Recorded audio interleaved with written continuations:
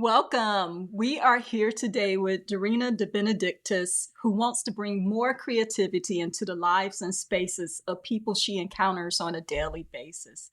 This fabulous, multifaceted woman has a passion for both creativity and education. She's an artist, teacher, scientist, lover of the ocean, designs and crafts polymer clay jewelry, extending her love for art by infusing her passion into every piece. Darina also founded Spark Learning, a STEAM-based education program merging art and science, emphasizing curiosity, self-trust, and encouraging pre through elementary school students to think like artists and scientists, to answer their own questions through experimentation and exploration. An ultra hobbyist, Darina is dedicated to fostering creativity and sparks of inspiration that empower others. Welcome to our podcast. Thank you for having me. I'm excited. Yeah, we are too. We are too. Oh my gosh. There's so much talk about science and art, even discussions about, is there in fact science and art, or is there art and science, which of course we get things like biomimicry from. It sounds like you actually get to live that though, rather than just discuss it. So can you give us a bit of background, like how you came across your current craft? In school, my favorite subject has always been science. And then growing up, my mom was the Girl Scout troop leader. So I was doing arts and crafts all the time. We were always having people over my house. And yes. So we had 25 pairs of scissors, so many markers, crayons, everything you could think of. And so, yeah, from a young age, I loved arts and crafts.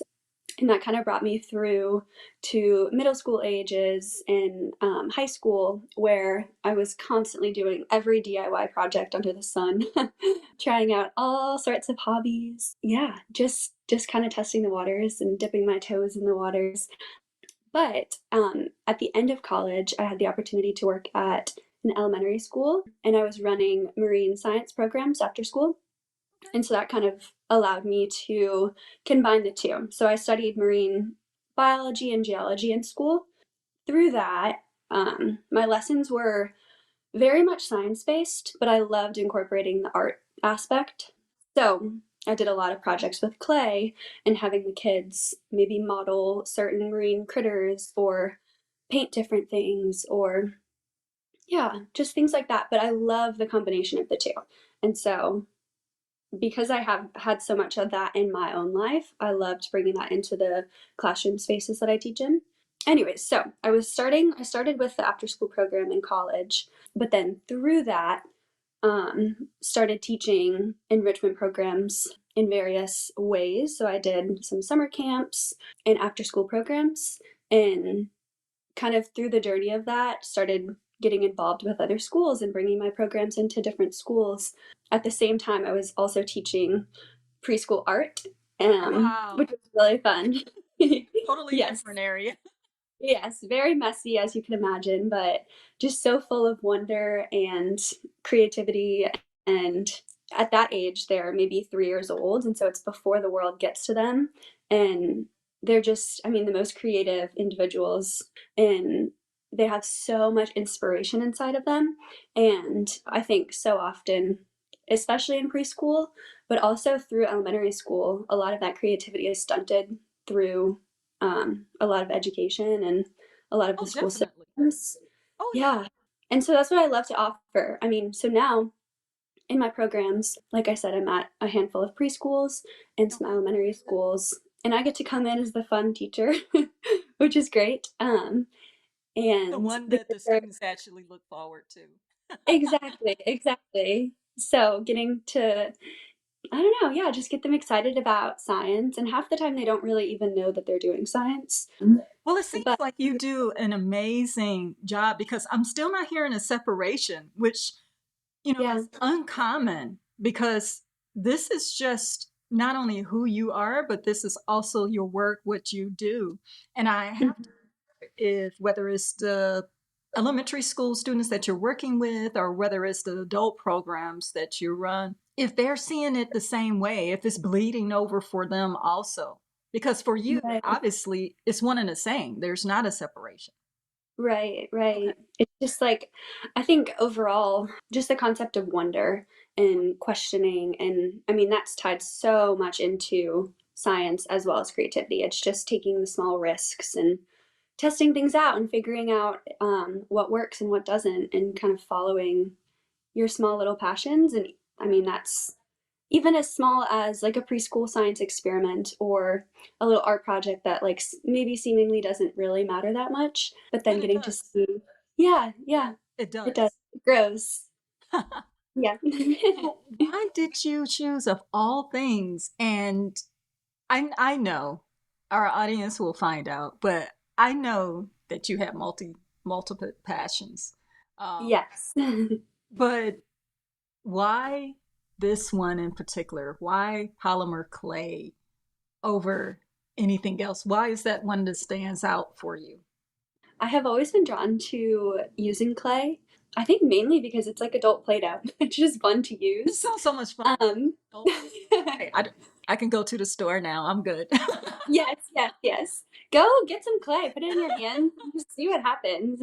It's a really easy medium to practice with, I think, Okay. because I don't know, to me, a blank canvas where you're meant to put a nice drawing or painting on is a little bit intimidating. But with something like clay, you're just kind of rolling it in your hands or creating shapes with your hands. Mhm. Um, it You're seems a actually little bit creating more with your tactile. Yeah, okay. yeah, it's very tactile. Okay. It's really easy to redo if you mess up. You just roll it back in a ball and start over. Sure do. Um, yeah, yeah. I Unlike life, think unlike it's very life. forgiving. Yeah. Yeah. So I think I've always been drawn to using clay, but specifically with jewelry, I started making polymer clay jewelry in 2019. I think I enjoy making jewelry out of clay because it feels like every piece is very original and unique. It's even difficult for me to make the same piece again, especially if I'm doing different techniques like marbling the clay or creating patterns with the clay. And so to me, it provides a very one of a kind feeling to the jewelry. And I also love that there's two parts of the process. So you have the first aspect where I'm sitting down and creating a whole tray of the clay pieces and kind of getting my hands messy with the clay, and then bake it in the oven, pull it back out, and then there's a whole nother step to the process. So rather than using like beads or something that's already created, I love creating the pieces myself. So So yeah, you're that's why I love actually clay. so you're actually creating within the process. You're creating within an already creative process. Is that correct? Exactly. Yeah. Oh, Yeah. that's neat. That's neat. Yeah. Okay. All Mhm. right. And so what in particular do you like about that process? Like what are your thoughts like do you come into it with like a predetermined direction, or while you're filling the clay are you listening? And I say that because I'm a writer, Yeah, so yeah, I know that sometimes our characters do in fact speak, we create them, but we can yeah, force them. That's not natural. So are you getting a feel for what the clay is, what is better to become? yeah. I think another thing with clay is it provides a good warm up, because I mean you literally have to warm up the clay before you start to use it. I also mix a lot of my own colors and create what's called like a little slab. So I'll sift it through a pasta machine, and so kind of the process is like I'll set out all of the slabs, and Mm. so it kind of acts as like my artist palette. And so when I'm sitting down to work, I guess it provides a really easy ramp in to the creative process for me, because I know when I sit in my chair, the first thing I'm going to do is create my palette that I'm working with for the day. And then, I mean, I'm physically going to have to warm up the clay before I even start. So I think that kind of gets the gears moving Gotcha. and helps me kind of figure out where I'm going for the day. And it is fun. Like I don't really sit down with a plan or a color scheme in mind, and I kind of just let it unfold and watch as it happens. And Oh, wow. some days I'll have all the neutrals, and then some days I'll have like these big bold bright colors. I've been really drawn to like orange recently, as I was telling you, or magenta or lime green. But yeah, it's kind of fun to look back throughout the years and throughout different seasons what colors I was drawn towards. And it's kind of telling of certain things. So a So story of color, basically. yeah, yeah. Yeah. And I Over found that with time. yeah, I found that with clay when I'm making jewelry, but also with a lot of the other mediums that I'm working in as well.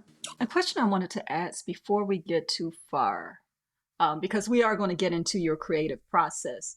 But Yeah, this one is just a general one, which is there something that you gain personally? Is there something that you gain from process that you don't experience with outcome? I think yes, definitely. Even in my teaching, so I'm teaching my STEM programs for preschool, elementary school, and then my I teach adult workshops as well to make Mhm. jewelry. I think with both of those, obviously with the jewelry workshops, they want to go home with a pair of earrings. But in my STEM programs, I try to teach most of my lessons process based over product based, meaning that I do really try to focus on the process. And I want the kids to be able to walk away with something that they're really excited about or proud of. But a lot of it, like a lot of my lessons, the way that I plan them is sometimes they might not even walk home with something, or they might not actually do the experiment how it's supposed to go. And that's the whole purpose of the lesson, is to kind of prove to them. I mean, that's exactly what science is. There's a lot of mistakes that happen, Right. or quote unquote mistakes, but that's the process of learning. So yeah, I think I 1,000% love just the idea of process. I love hearing what other people do artistically or scientifically, or I mean, just in their life, like what their processes look like. I think it's always been something that's fascinated me. So, being that you work with these different age groups in particular, like the adults, that life definitely has come into the picture, and the preschool, elementary students, not as much. Have you seen commonalities between them? Oh, yes, What are definitely. I tell people all the time, whether I have a class, so I teach as young as 2 years old and then okay, as old as 65 years old, maybe older, depending okay, on the class. And so it's hilarious to me because in every class, maybe you have a class of 15 people. In every class, you have the one student that needs to know every detail before they start. Then you have the one student that doesn't listen to a single thing that I've said, but just kind of goes and jumps in and does whatever they want. Yeah, so I think there's such parallels between a class of 2 year olds or a class of 50-year-old women, which is really fun. I think especially because with adults I am working with clay, and that's probably something that they haven't touched or played with or worked with maybe in since they were decades. a kid. Yeah. So it really brings them back to, and they say it all the time too. It really is like adult Play-Doh, or it's just fun to play with. And I So think that it action. kind of, yeah, they're not expected to be really good at it because Okay. they probably like haven't done it in this way, or especially the jewelry making. I mean, you're getting out the pliers and it's Okay. difficult. And so I think it just allows them to, they're relearning something new, which maybe they haven't done in a while, and learning a new skill, which of course to 2 year olds, everything is new to them. And Oh so yeah, there of is course, of such course. a parallel That's that for wonder. sure. Oh, Yeah. okay. Yeah. So it sounds like they are arriving at the same point, but just at two different stages of life. Okay, Exactly. that's awesome. Exactly. And I So, think they surprise themselves a lot too. Like at the beginning of my workshops, I try to ask, like, raise your hand if you think that you're a creative person, raise your hand if you mm, think you're going to be good at this. And a lot of times people are like, yeah, I'm just kind of here for fun. I don't think I'm going to be very good at this. I'm definitely not creative. But then at the end of the workshop, they walk home with a pair of earrings on that they're really proud of and they will actually wear. oh yeah, So it's just fun. Yeah, of it's fun course. to kind of give them that belief in themselves. So now when you were starting out though, because there are wide variety of perspectives, perceptions, myths, biases, whatever, when it comes to art. Did you realize that you held any of those things, or what was the greatest myth that you busted? Oh, yes. Yes, yes, yes. Uh oh. I think the greatest myth that I believed at the time and was able to bust was just the idea that people are already doing it. And of course, I'm not the first person to make jewelry, and I'm not the last. I'm not the first person to teach science classes, and I'm not the last. But if you haven't read it, I would highly recommend the book. It's called Big Magic by Elizabeth Gilbert. Okay. Um, No, I haven't and read that. I highly recommend. I love that book. I read it actually right before I opened Adorned. And so I was in the process of, I guess, learning how to work with clay and learning how to make jewelry. And then read that book, and that is exactly what catapulted me into just taking the leap and opening up the business. She just talks a lot about, yeah, just that concept that the world has a lot of art, but the world doesn't have your own art. Mm-hmm. Um, Mm-hmm. and the world has jewelry, but it doesn't have my jewelry. And just that whole concept of people are already doing it, but it doesn't mean that you can't. And it's the kind of unlocking creativity in yourself is going to unlock it in other people. And so I think it's less about, if you take the product out of it completely, just think about all the people that are leaning into their own creative process. And yeah, I mean, if we have a world of people that are more willing to lean into that, then we would have such a different world. Wow. So Yeah, that's yeah, nice. I cannot recommend that book enough. Yeah, I'll add that to my reading list. That Yes. carries a lot of weight, especially in a heavily saturated world, because that's Yeah. something that people use as an excuse to hold themselves back. It's like, well, everybody's already doing it, or there's already so many people in this world. How am I different, or what do I have to offer? And you Right. hit the nail on the head, which is the world is missing your gift, and Mm-hmm. that Mm-hmm. is what creativity is. So Yeah. yeah, Yeah. that's a life lesson definitely that we can all learn from. So, about your art now, similar question. Are there any interesting trivia or historical facts that played a role in throughout time, or what can you give us just a little bit history? Honestly, history wise, I'm not too sure. I do know, like, one thing that fascinated me at the beginning of working with clay is just kind of understanding how different types of clay can be. So I used what is called polymer clay, and that is an oven baked clay. So probably something that you've used as a kid, but yeah, you bake it in the oven Mhm. versus I actually just started taking some pottery classes. And so that's like a Really? whole different, yeah, yeah. Oh, wow. That's the same medium. You're still using clay, but it is wildly different. Okay. Um, That's good and to know because we have an on-site interview at uh-huh, a pottery studio as part of this series. So yeah, I'll note that. So they're vastly different. vastly different. Yes. Okay. So with pottery clay, your hands are getting a lot more sloppy and things are slippery. And even if you're not working on the wheel, the Okay. clay is just a lot more like wet and messy. Whereas the clay that I use is it comes in a little block and is usually colored. You can get it a color of white, but yeah, it's usually colored so you can mix it and you bake it in the oven. And the nice thing about it is it never dries out. So where I'm when I'm doing my pottery classes, you have to cover it up and make sure that it doesn't dry out, and it's very temperamental. Polymer clay is really nice because you could leave a tray of clay pieces or just the package of clay open for forever and it would never dry out unless you bake it. Really? Um, yeah, so it's just been kind of cool to see the differences in kind of testing out. I think my pottery class has like opened up a whole new fascination for clay. And Wow. it's crazy because you're thinking it's just, clay is just, elements from the earth. And like when you think about natural clay, and humans have just figured out ways to use it. And it's, I mean, just, yeah, the whole history of ceramics and pottery, that alone is so interesting to me. And to see that we were doing this, like my pottery teacher says all the time, like, it's a very intuitive process because we've been doing it for so long. And Okay. so humans, at the beginning of time, or just for so many years, were making things with the earth. And so it's why it feels so intuitive for us to be in pottery class and kind of knowing already what to do and being able to trust your instincts. And That makes sense. That yeah, really does. That makes sense.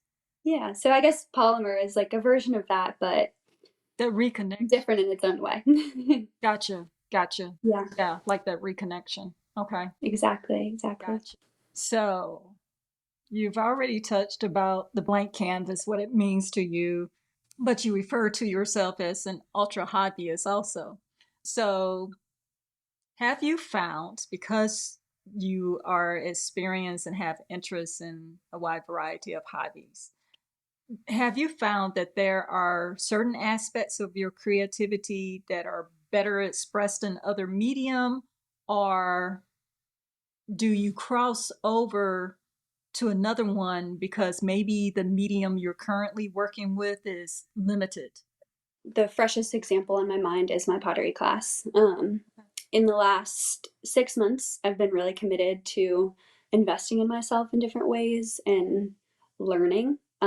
I think because I'm a teacher, I want to be a student as well. So, through that, I have learned so much about how I am as a student and as a creative.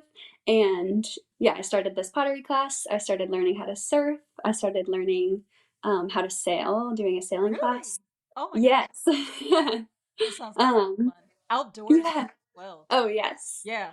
But what I've realized is when I'm learning something new, um, I mean, I think a lot of people are like this, but for me in particular, I I like to know the rules of the game so that later I can break them. I And so, agree. That's what they're yeah, for. exactly, exactly. You got to know what to do at first. You got to know what the parameters are, and then you Yes, get yes, creative. Yeah. exactly. So I think when the same applies to when I'm entering into a new creative endeavor. At the beginning, I like to know almost what could go wrong or what not to do, and then how to do things. Like I feel like I become more of a perfectionist at the beginning of learning something new, and then Oh, I have to learn and because you want to get practice. it right. Exactly, exactly, and Okay. really hone in on the skill. But then after, I feel like I kind of hit a threshold, and then from there, it's just the world is my oyster. And um, yeah, I think I've seen that in like a lot of different mediums that I've used or skills that I've been trying to learn. Another, as you said, I'm ultra hobbyist, love to try all new things. In addition to jewelry making, one thing that I'm really passionate about, that's kind of just for fun, just for me for now, is weaving. And Nice. so I built my own loom, which is actually a lot easier than you would think. It sounds impressive, but it's Yeah. super easy. No, it Um, is impressive. Forget that. That's impressive. Oh my gosh. um, so I mean, it's basically just a canvas, nailed some nails in the top and bottom, and then you use a string to go up and down. Um, and there's a whole bunch of knots that you can learn. And I think, as I said, taking the sailing class, I've learned some different knots through that. Right. I know how to macrame as well. And I mean, it just reminds me of like when you used to make, I don't know if you used to make the friendship bracelets when you were younger, um, but I'm constantly doing that in some of the camps that I'm teaching as well. But just figuring out the different types of knots. So when I first learned how to weave, Mhm. um, there's so many knots. I mean, you could YouTube or look up pictures of how to do every single knot, and I was really committed to learning all sorts of knots and knowing how to do them the correct way. And then over time, at this point, I don't, maybe they exist, but maybe I'm making them up. But just kind of working the yarn or string or whatever I'm using in a different way. Um, and I found that it's a lot more freeing, and I'm not, maybe not necessarily doing it the correct way, but I find a lot more freedom in it, and it's a lot more fun to do it that way. So yeah, like I In a said, I'm manner kind that of works like, for you, that suits the situation. yeah, Okay. yeah, learning it the correct way, and then after just throwing all the rules down the drain and doing what's fun for me, because that's the whole point. It's like I'm not an artist because I need to be this certain type of artist. I'm an artist because it's Correct. just fun. Yeah. Right. Right. I Hmm. think there's as many different ways to be artists as there are artists. Exactly. Exactly. Yeah. If we all did the same, it wouldn't be as fun. Right, because there's a difference between technique and method and process and system, etc. Um, Exactly. but being that you are such an ultra hobbyist, have you found a common thread that runs through that ties all your creativity together? I guess the mediums that I'm the most passionate about, so working with clay, and then I compare that to weaving, even watercolor a little bit. It all feels very tactile. It's also very easily reversible, which I love Ah, because, like okay. I was saying earlier, if you roll or if you mess up with the clay, you just roll it up and start over. If I mess up while weaving, I can just pull out the knot. I also love crocheting. Same thing. I've done that. I know Pull how to it do back. that. Yeah, I do know how yeah. to do that. Knitting? No, Uh, I know how to crochet. yes, yes. I don't know how to knit either. That's maybe I'm gonna learn that. But even watercolor is a little bit more forgiving too. I'll usually draw with pencil so I can erase and then paint over, and I mean, watercolor is just a lot looser and easier to fix if you mess it up. And so yeah, I think I am drawn towards forms of art or mediums that are forgiving and that I can really have like a sensual experience with, a Yeah. sensory experience with. Okay. So, where do your ideas, your concepts, where do they originate from? Ugh, everywhere. But Why am I not surprised? yes, I know. But I no, I think mean, that's great though, because that's the sign of a life well lived and that you're not holding yourself back from things that you want to delve into. So, where do some of your best concepts and ideas originate from? yeah, I don't know. It's cool because like I was saying before, I'm not necessarily when I'm sitting down to create, I'm not envisioning, okay, this is where my inspiration came from and this is where it's going to take me. But I'm able to kind of look back at past projects or past earring collections or weavings or drawings and figure out, looking back in retrospect, figure out where the inspiration came from, Mm-hmm. which is really cool to kind of pinpoint. I think a lot of my creativity or inspiration comes from just being outside. I love the beach, so a lot of my creations are very inspired by the ocean.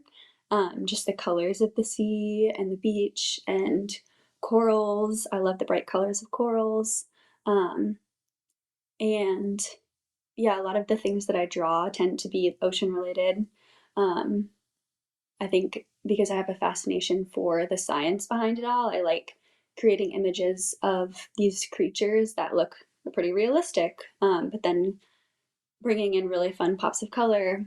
I think also I've noticed that when I travel to certain places, like I went to Death Valley, California, and there a lot of the sands are pink and blue and like very Oh, neutral wow. colors amidst it. I know it's, as a geologist or Okay. someone who studied geology, it was like one of the most fascinating places to me because I mean the sand is literally turquoise or bright pink or like lavender purple.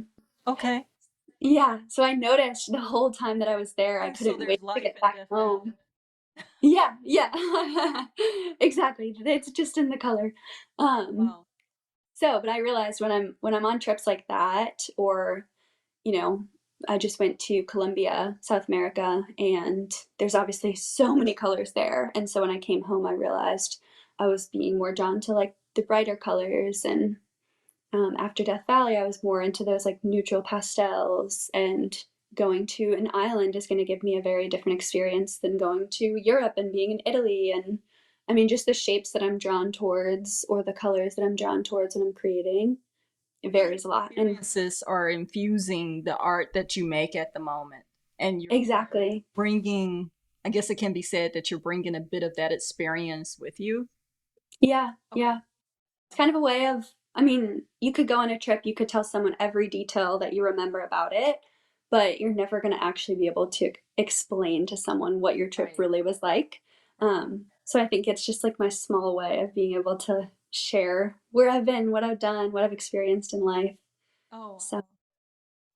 Yeah. So tell me, because you've mentioned your color palette several times during our conversation so far. Yes. Um, and out of curiosity, do certain palettes, I'm thinking like the neutrals, the muted tones, do they allow you to tell a story or to create in a way that more vivid colors do not? You as the creator, Mhm. you know. Yeah. I think for jewelry wise, I'll do like pop up markets or different events. Even my workshops, I will create certain colors and allow the students to be able to use certain colors. And I think it almost in a way, because I'm offering certain colors to my students and to myself, it allows you to be more creative in other aspects. And so when I'm using the same colors over and over and the same schemes of colors, I'm able to get really funky with the shapes that I'm using or patterns that I'm adding onto the colors. It also, I mean, obviously, as a brand, it creates a really cohesive look. A lot of people know the earrings, like ear or polymer clay earrings are not a brand new thing. Like a lot of people have made them and worn them, but even to the point where when I'm walking around town, I can see someone wearing earrings and I know the ones that I've made, which is really cool. I mean, that's one of the coolest things Yeah. It's kind that's of like happened is, seeing new. It's like, yes, exactly. Seeing someone random, maybe that they bought them at a market in the past and to see them actually wearing it is amazing. oh, But yeah, I think it kind of is my brand in a sense. And then for me, it's fun. Like I said, every once in a while, I'm super drawn to these random colors or brighter colors, maybe, or, but somehow it still works within the scheme. yeah. So, Well, that's got to yeah. be your creativity that's weaving that together. So I have no doubt about that. Now, Yeah. so we've talked so much about creativity. We've discussed color palette and how you're weaving all these experiences together. Let's delve into your actual creative process because when you mention pasta machine, I'm like, I Yeah. gotta ask her about that. But Yes. Yes. let's set the scene. Yes. You're creating an environment. Let's say that you have a new project. So walk us through what your process looks like, if you will. Yes. Okay. I'll set the scene. First off, I have a candle on, my mug of coffee. Those are the two most important aspects of the beginning of my process. um, then, yes, there's lots of tools that I use. I use, as you said, a pasta machine, which people are always surprised by. Yeah, But I I am. have, yes, I'm in yes, that group. Yeah. yeah. I'm in that group. But I will show you. Oh, So I really? use, yes, I have some clay with me. So this is the type of clay that I use, and it comes in kind of like a block like this. Oh, nice. Um, and Is that sage? yeah, it's like an army green sage color. Okay. Um, one of my favorites. So I have the block of clay, and then what I will do usually is you start rolling it between your hands to kind of Mhm. warm it up. Because obviously it's just a block at this point. So I'm getting it from a block into a ball. And so you're warming it up in your hands and kind of morphing the shape into a ball. And then from there, you'll take a roller or a dowel or something, and I have like a little acrylic roller. You'll flatten it out, and then after that, that's when I put it through the pasta machine. So you'll kind of put one end in and roll it. And so this, I used to not use it. And so I would just roll out all of the clay slabs, and it would be such a process and my hands would be hurting. Um, Okay. but the pasta machine is super nice because it creates a super, super flat surface that's all uniform. So there's no bubbles and it's a flat surface. You're not using your hands as much, so it doesn't get like dust specks and things inside of the clay. It also is really easy to mix clay that way. So you add a slab would be after you put it through the pasta machine. Okay. The slab is just the piece of the clay. And so you could add two slabs on top of each other and then put that through the pasta machine. Or usually what I'll do is kind of roll different colors of clay together. And then put it through the pasta machine a couple times, and then that's like my favorite part is it creates a marbled look. So it looks like a gemstone or Oh, wow. geode, or um, Okay. it looks like it's been painted on too. That Um, makes some wonderful patterns, so I would imagine. oh, yes, Okay. yes. Like Okay. the most, I think that's the most fun part about using the different colors of clay. Because as I'm mixing my own colors, I'm getting the marbled look along the way. And so usually I'll stop halfway through mixing the colors and use that, and then maybe take half of that slab and then keep coloring that, or keep making that color, but then use the marbled as one of my slabs as well. So the way that I like to work is I create, as I said earlier, a whole palette of my slabs for the day. Mhm. So I've got them all laid out, and then I have these little cookie cutters. So they're just like little metal or plastic cutters that I'll use, and roll out the slab again just to make sure it stays. Usually I use like a silicone or plastic mat so that Okay. it stays stuck. And then you kind of just push the cutter down into the clay and it stays stuck on the mat, which is nice. So I usually have all of my slabs, and I'll usually do one slab at a time, and finish out a color. Or if I'm doing earrings that are more multicolored, then I'll figure out the shapes that I want and just cut into each clay that I want. And so sometimes my process looks like that, where I'm starting with I always make the slabs first. Um, but sometimes I'll just cut into the clay and not really think too much about the shapes and just see what happens. Other times I'll like line up the metal cutters how I want them. And Okay. this is usually when I'm playing more around with shapes. So I'll just line up the different cookie cutters in different ways and kind of use new new ways of setting it up, I guess. So yeah. And then once you finish with that, then you take a toothpick and you're just making a little hole in each piece of clay. And people ask all the time how long that process takes, and it really varies because obviously sometimes the pieces are a lot more intricate if I'm marbling a lot of pieces, or if I'm completely starting from scratch and mixing all the colors, Gotcha. then it's going to take longer. But you can also save the clay too, which is great. So the extra, or like the remnants, basically like the extra clay that you've cut out, I'll usually start adding those colors together. And so then the next time I come back, I can kind of start from there as my baseline. And so I've already got brand new colors mixed up. Anyway, so then you bake them. So why do you you use a toothpick to punch a hole in a plate? So the hole is meant for the jewelry findings or the jump rings that you're adding. So after you bake the clay doesn't change shape or anything. It Mm-hmm. stays exactly how it is when you put it in the oven. So the hole is for the little rings that you use to Okay. attach the pieces together. Got So yeah, once I take them out of the oven, that's step two. Like I was saying before, it's really fun to get to that point. it. Mm-hmm. And then once I start getting a little bit tired of the clay aspect of it, and I'm kind of feeling a little burnt out with that, once I put them in the oven and take them back out, it's like my eyes have been opened again. I'm like just as excited to sit down again and like start a whole new process or a whole new side of the creation. So that usually I have like a bunch of little metal pieces. So I usually like to take the clay pieces, the hardened clay pieces off the tray and kind of line them up where I like them, or which pieces I think look good together.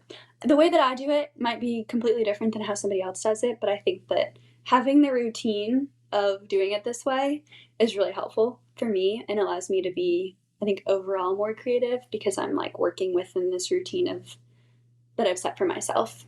So Yeah, that's what I was gonna say. yeah. I mean, you are informing your own experience. So your process is one that came about by your experience and what works for you over time, what you've discovered. So yeah, no.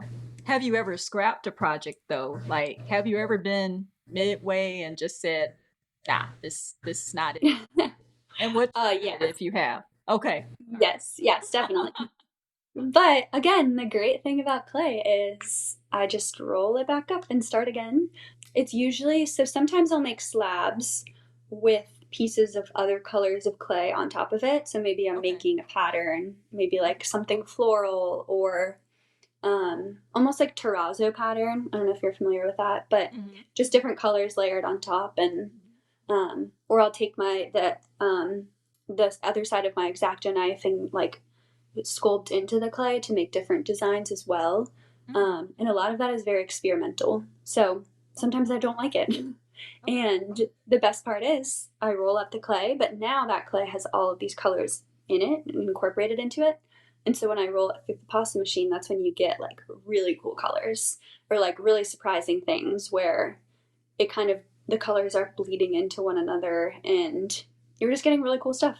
And so even if it's a project that I have scrapped, then it usually ends up becoming like some of my favorite earrings. So definitely I can scrapped a lot of things, but I love I Okay. love Yeah, the I absolute can see earrings. that. I can see that Yeah, because it's unintended, and those probably become your limited edition pieces as well. exactly, Um, exactly. Those are the pieces that I can't recreate even if I tried my absolute hardest. right. Right. Yeah, and that Yeah. adds greater value to them, of course. You've referred to you like arts that allow you to deconstruct as easily as you can construct, and so we'll just say easily scrapped. Yes. Yeah. And I would imagine that when working with polymer clay, that knowing that's a possibility, scrapping your work, that's just comes with the territory, so to speak.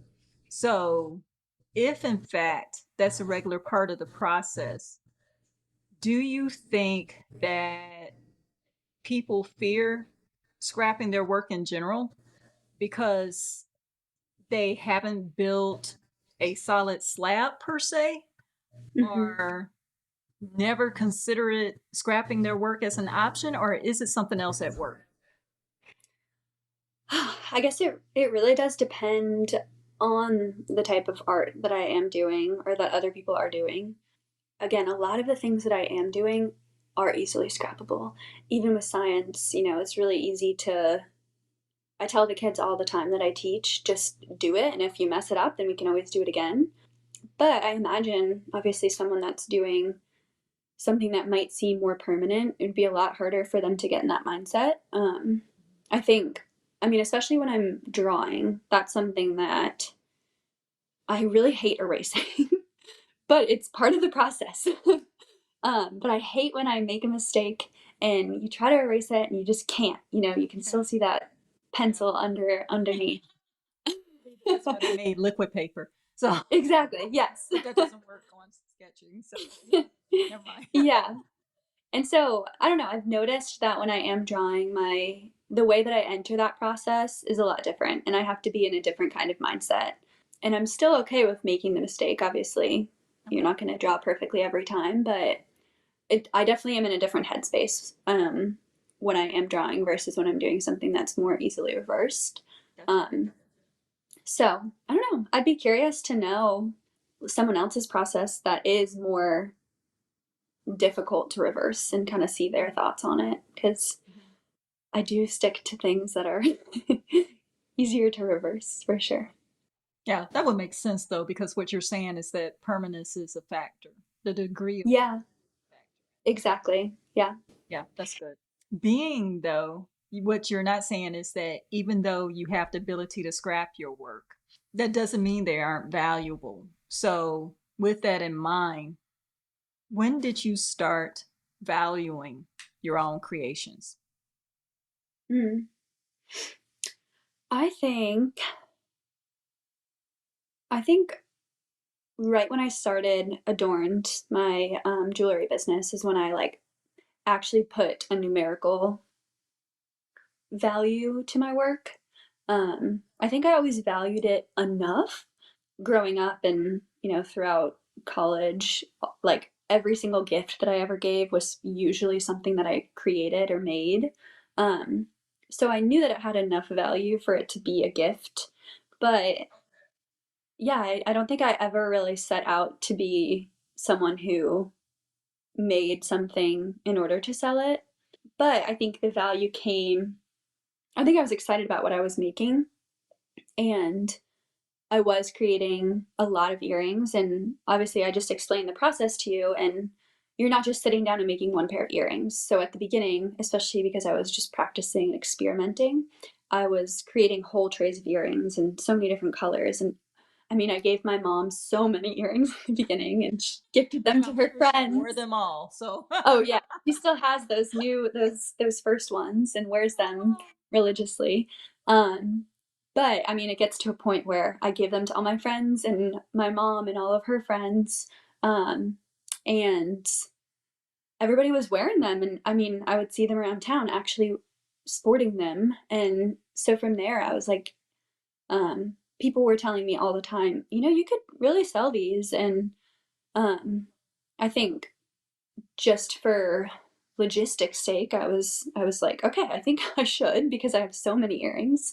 But also I think just hearing other people tell me that first, okay. um, or alongside what I was already maybe thinking for myself, is like I started to really believe that these things did have value. I think especially because jewelry is such a common thing. Like you can go to TJ Maxx or Target, like you can find jewelry anywhere. Right. Um, but for people to be going out of their way and asking specifically for, or asking me specifically for a certain pair of earrings, I think it's also fun for them. Like a lot of the first earrings that I was making, someone would give me a dress that they were wearing to a wedding, or maybe they're going somewhere special, and have a certain outfit in mind. They would either hand me the dress or show me a picture of kind of what they had in mind. And I think it Uh, brings them into the process. okay. And so I think that's what made it alluring at first. And that's what gave it value, is people being able to like step into the process with me and then create exactly what they want. So they're not just going to the store and getting something that everybody else has, Right. but they're able to wear something that's really unique and maybe something that I will not ever make again. Um, but they have it and they get to wear it and be excited about it. So yeah, I Yeah. think Thank you for sharing your creative process, by the way. That was awesome to hear. yeah, yeah. So I think it just inherently, the earrings like started to have value. And I see that with other forms of art that I do. I think earrings, it's more prevalent because I am selling them. Mm-hmm. Um, but I think growing this business and teaching workshops, and I mean, it even inspired me to start Spark Learning, which is my educational business. And I don't know, I think just seeing that it was definitely hard, but it was also a lot easier to create a business. And I think there's so many myths or misconceptions or just different barriers that people think will come in the way, and they definitely do come, but it's also easy enough to, with the support of other people, to kind of get through those things. And now I'm the owner of two businesses that I'm really proud of and excited about. And I don't think I would have done any of that if it didn't start with like that one small, I don't know, time of my life where people were really valuing what I was doing. Yeah, speaking of barriers, one of the barriers that commonly hear of, especially in particular in this space, is the starving artist stereotype. Can you speak to that? Yes, yes. I could go on and on about this. Yeah. I'm sure, And especially with this, diverse of experience that you have in various creative mediums. So yeah, what say yeah, you? I think first off, I would definitely, as I said earlier, recommend the book Big Magic because she talks a lot about that in her book. Um, I think, I don't know, I think that artistry or the artist's life just has so many connotations around it. Um, and I think people are excited about the idea of living a creative life or like having hobbies or passions. But to see art forms as a career, um, I think that's really difficult for a lot of people. I think that some people see it as the starving artist story of this is going to be really difficult and not feasible and not easy, so don't do it. or the opposite, which I've received a little bit of, like, okay, I don't really know what you're doing. Are you really taking life seriously? Oh, wow. Are these things professional? Wow. Uh, Or it's just like, oh, that seems like something fun that you're doing, but it's not work.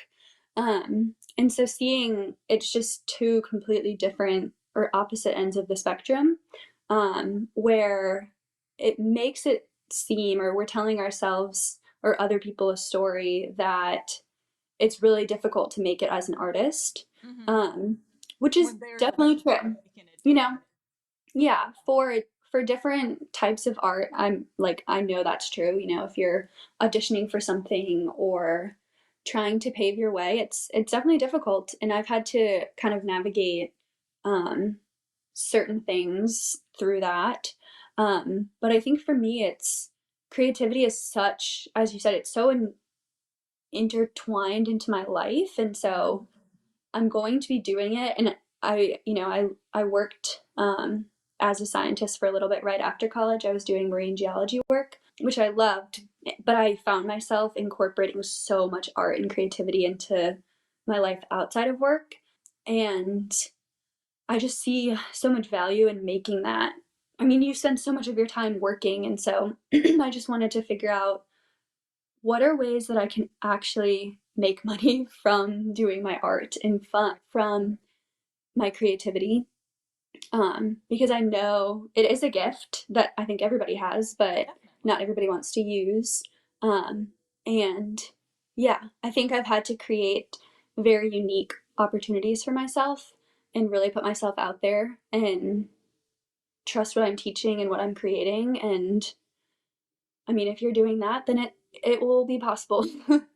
And I'm not a starving artist. I am very full to the brim, and there are lots of opportunities for me. And I have a lot of artist friends who would say the exact same thing. Yeah. Yeah. So, I wholeheartedly agree on that because it seems like a catch-22 situation. If on one hand, well, let me say, preface with this. People forget that you can't actually create from joy. Okay. hmm. It doesn't have to be pulled all pain and suffering. But the catch-22 is on one hand, we hear all these stories and they pay handsomely for your pain. Okay. Hmm. They pay Yes. handsomely for the difficulty.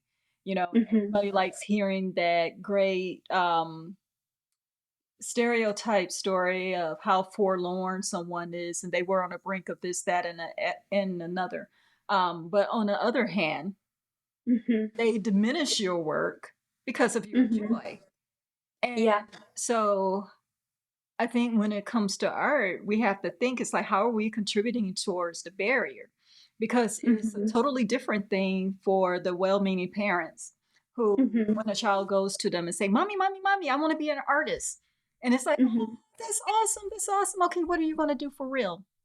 Yeah. Yeah. The parent means, I want you to be able to take care of yourself. Yeah. But unfortunately, what the child hears, what I want to do is not good enough. So now Yeah. find something else. Okay. Right. Right. And so that both kind of foster the other, but to say that you have to suffer for your art, where's the joy in that? Exactly. Because suffering is totally different than sacrificing or compromise for a short period of time. So, Right. Right. you know, yeah. And it's, yeah, it's not always, it's the reality for some people, but for me, it totally is not. And Awesome. if I was just focusing on the suffering, my earrings would not be fun to wear, and nobody would enjoy the what I'm teaching. Yeah, they may not be because you would pass on, Yeah. whatever it is Yeah. that the belief eventually it gets passed on. Um, Mhm. so what is one thing that you wish people knew about your craft? Honestly, just how fun it is. I mean, if you can't remember the last time you played with clay, like go to the store and get some clay. I um, might do that yeah, because I you did should leave do clay it. out and it did get hard, so I may get Yeah. that.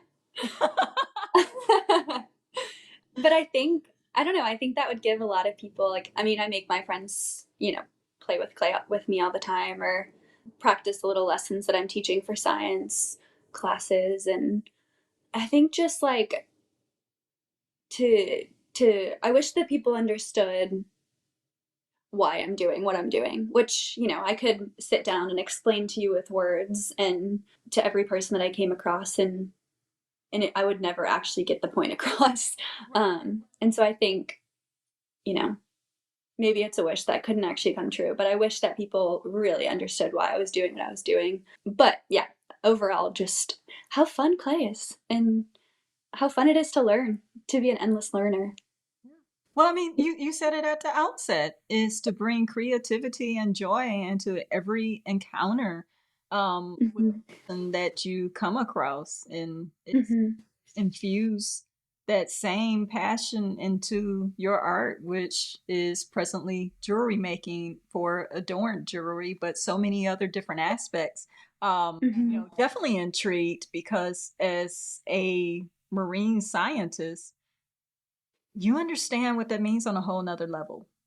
Yes. And from the not only the choice of color palettes, but the unique creatures that you said that you were making, um, Mm-hmm. that's a totally different expression. You more Mm-hmm. than likely see color in a different way, not only art. So Yeah. Yeah. yeah, it's awesome to have so many medium that you can embrace and just share that with us. Yeah. Yeah. Yeah, yeah. So what's next for you? Oh, so many things. There's always so much on my mind, so many projects that I'm working on, and I love collaborating. I have, like I said, I have some artist friends that I'll sit down with and talk through my ideas and talk with their ideas, and um, a lot is coming, a lot that I'm excited about. Um, but I think just to keep creating, I have some events coming up for the spring, some workshops and pop ups. I haven't had a good creative session in a minute, so I'm excited. Oh, Sometimes this week, I mean, that's probably like, it's been maybe over a week, which is a long time for me. okay. um, Usually I try to do it as much as I can. Um, so I'm excited to just sit down with some clay sometime soon and see what I can make, or see what comes out of that process. Um, yeah, I mean, just to keep creating is what's next and will always be what's next. Yeah, please do. Please do. But so that our guests, not our guests, so that our listeners and our viewers can find out Mhm. more about your work and some of these upcoming events, how can our audience find you? Yeah. So on Instagram, my Instagram is adorned, ADORNED .goods. And that's where you can see a lot of my events that I'll post about, and different pictures that I've posted. And then website wise, I have a website for Spark Learning, which is sparklearningllc.com.